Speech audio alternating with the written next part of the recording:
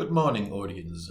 I promised my class that I would say a few words about how to do the characterization that we have started yesterday when 6 people couldn't come, right? So that is also dedicated to those absentees. So you read this text, you listened to it, and then you started with the task. And we will complete it on Monday. Just to remind you, and to those who couldn't come to school yesterday, that's the freaking task, right? Number 2. In, it says in. I don't know why it says in. It's wrong, children. Don't use the word in. On the basis of this short text, try to characterize Alex. Please also explain whether it is an example of indirect characterization, direct characterization, or a mixture of both. Start with a definition of the terms indirect characterization and direct characterization. That's the task, right? Good. So basically, this is not just one task, there are 3 tasks. And you start by rephrasing your tasks with your own words. So, like that. In my second task, I'm going to characterize Alex. But I would start by defining the terms direct and indirect characterization. Full stop. I will also say whether this text at hand is an example of indirect or direct characterization or a mixture of both. That's how you may start. Then you actually do give a definition of what direct and indirect characterizations are. And that's easy, because in an indirect characterization, you have to find out yourselves what the character is like, right? And if it's an example of a direct characterization, the author tells you what this character is like, right? So if the text says, this person is dick, faul, doof, and gefräßig, Fan, you know exactly what this person is like and you don't have to think about it. But there may be no words like those. And then you have to find out from the behavior, for instance, and the way he speaks, what this character is like. So you give a definition, your own definition with your own words of those 2 terms. That is the second step. Third step, would be to say if the text given to you, if that particular text is an example of indirect or direct characterization. Third step. Or if it's a mixture of both. And this text that we discussed in class from notes from the Midnight Driver, this text, and I'm only talking about this text, is an example of a mixture between indirect characterization and direct characterization. It is indirect because you have together, schließen together, from the way he rides and what he rides, what this person is like, indirect characterization. You have to come to terms with that. And there's also an example of a direct characterization because the first person narrator, Alex, says that he is an adolescent, or that he has an adolescent and sensitive mind. So he speaks about himself, and that is an example of direct characterization, no less. But keep in mind, that doesn't mean to say that he actually is sensitive and adolescent. He only says that. A first-person narrator doesn't have to be reliant. Reliant? You cannot always trust what he says, right? So, of course, if I am the first-person speaker, you can always trust me. But in literature, I wouldn't think you should.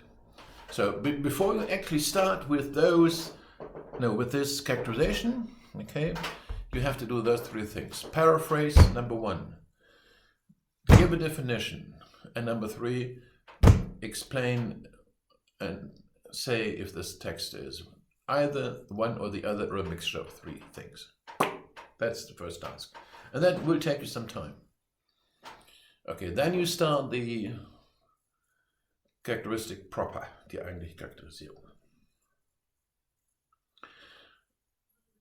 My advice would be to do it in a certain order, in einer bestimmten Reihenfolge, right? And you may start, and I'm only giving advice. These are no orders. My advice would be to start with whatever the text gives you about, for instance, the outward appearance of this character. The outward appearance is also a Erscheinungsbild. And part of that would be the way this person dresses, the way he has his hair, his body language, and things of that nature, right? Because your clothes, your haircut, and the way you walk, and the mimic, this Gesichtsausdruck, they all tell something about you as a character, right? So with me having a tie this morning says something about me.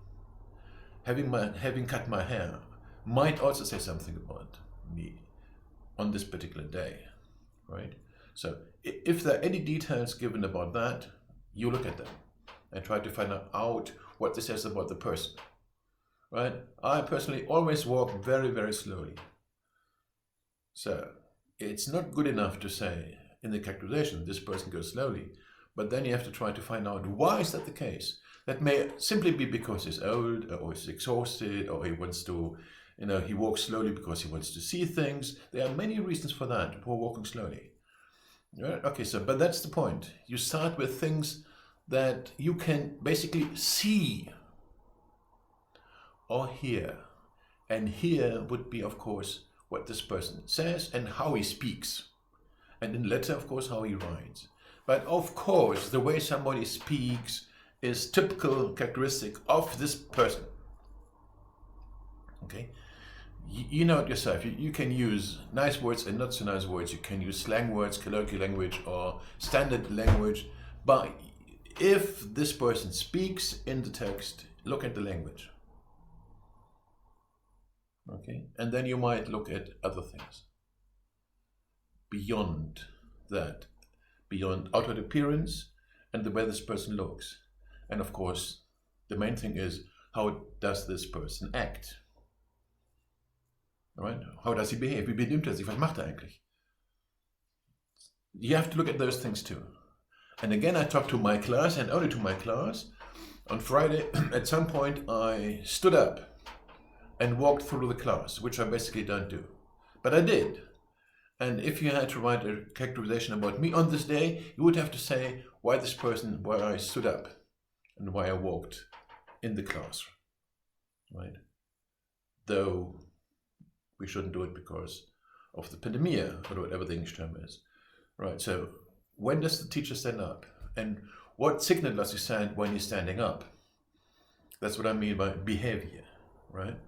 So if this person throws chalk, Kreide, at a student, what does it tell about him? But that goes without saying. Das ist selbstverständlich. That's what you have to look at. This thing is only about the order you do it. So just to sum up, the first thing is you paraphrase the freaking task. And all that which is included in the task. In this case, there are 3 different things. Then you start with the introductory sentence. You start the characterization, yes, right?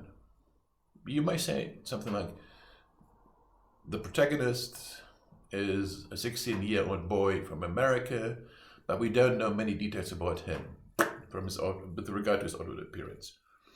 All right.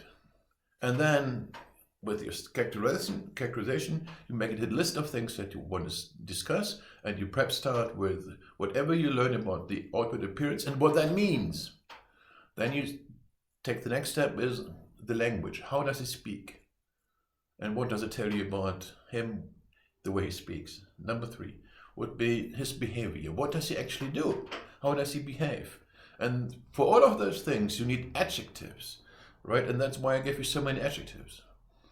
You need adjectives. And please, bad and good is absolutely out of limits, right? If I see the word good or bad in your Klausur, they go into the big Rundordner, right? Don't do it. Or big, right? Don't use them. Bloody hell. Right, so I'm out of energy. That's the first part. Later I might do